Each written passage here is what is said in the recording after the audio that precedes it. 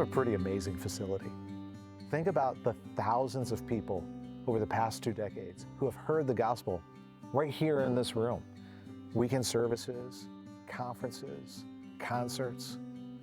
We're blessed. Sometimes I like to just walk around the building. I like to watch people on weekend services, during midweek, during special events, things like Ridge Fest. It really is a privilege. It's a gift that this building, this property, is a place where people find rest and encouragement, where people can worship, where people can make connections. This is a building where people have experienced life change. It's an incredible resource. You know what? I'm grateful. I know that you're grateful too for all the folks who give, not just right now, but people who've given for many years. There's a legacy of faithful and generous giving so that we can experience that.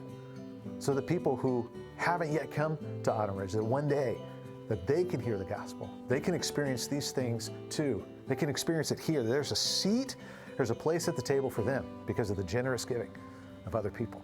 This book that I have here are records from our church from 1925.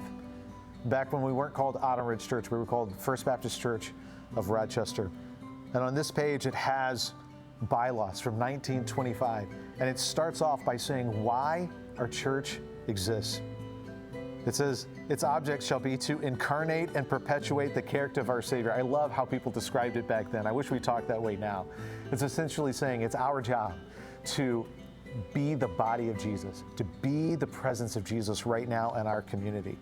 By maintaining a ministry of worship and evangelism and Christian education according to the teachings of the Bible.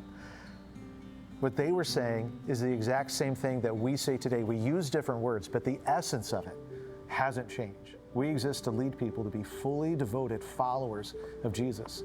That's our mission. That's why we exist. That's why this church has always existed. And it's never changed. And we have different strategies and approaches and initiatives over the generations, and we have numerous things going on right now. And those things are valuable, but only to the extent that they help us advance our mission, that they help us be the people who Jesus has called us to be and to do the things that He's called us to do. Recently, we've proposed this, that we sell part of our 6 acres so that we can fund this incredible resource. That's not a change in our mission. It's a perpetuation of our mission. It's finding a way to make sure that this can keep going without being interrupted. In order to be able to afford a facility like this, to fund maintenance, to make sure that it's safe, to make sure that it's clean, to make sure that it's running properly, to make sure that it's preserved and ready for the generations that come behind us, well, it requires, quite frankly, millions of dollars. It requires that money is set aside so it can be properly cared for. We have to be responsible with what's been placed in our hands. And the good news is we have a way to move forward. We're proposing that we sell the 6 acres on which I'm standing. This would allow us to jumpstart a reserve account for capital expenditures. Now we understand, and you know this too, that this money is not enough to cover all the current and the upcoming maintenance costs. What it does is it jumpstarts that reserve account. We are going to pair this with a capital campaign that we launch in the fall, and you'll have the opportunity to give to that. We believe that if we can fill this reserve account with $2 million, it will position us well for what we need now and for things to come. As the money sits into that account, it is accruing interest. We dip into it as we need, and each year we gradually put in more. So we're not going to sit on a mountain of money, but we're going to have some money to make sure that we're ready to respond as needs come.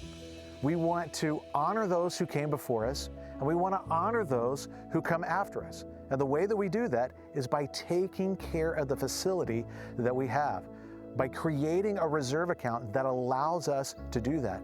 And if we do it, not only does it ensure that we will not interrupt funds that go to ministry, it makes sure that this wonderful resource, the facility and the properties that we have, are established, maintained, and ready to be used by those who come after us. Another question I've been asked has to do with expansion. And I love that. I love that you're thinking big.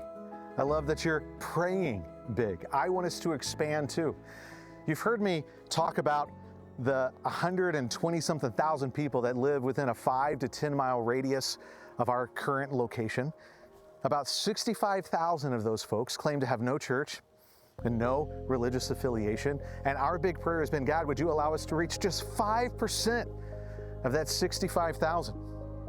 Now, believe it or not, if we were able to do that, our church is already big enough. Our property is big enough. We can accommodate an average weekend attendance of 3,500. We don't need more space.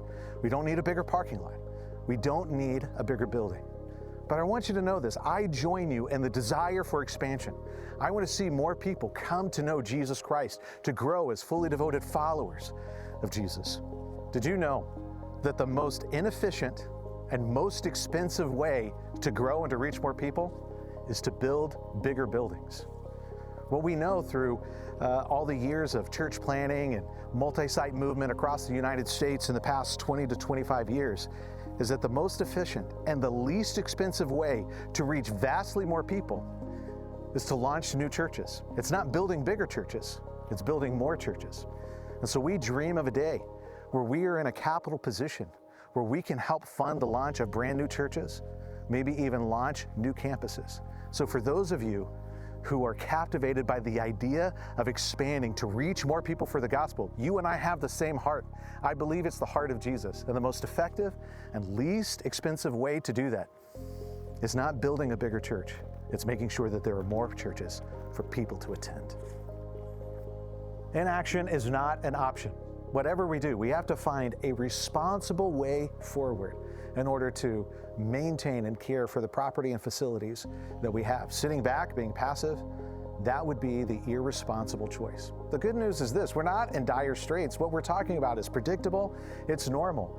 Every single church has to figure out how they are going to fund the ongoing maintenance needs of their properties. We're just like everyone else. This is normal and it's okay. And I want you to know this: I am incredibly grateful. I'm grateful for our history. I'm grateful for what's happening today. And I'm just grateful in advance of the good things that are going to happen in the future. I do believe that our best days are ahead. I'm grateful for the possibilities that we have right now in front of us to fund the needs that we have in a way that is relatively pain-free.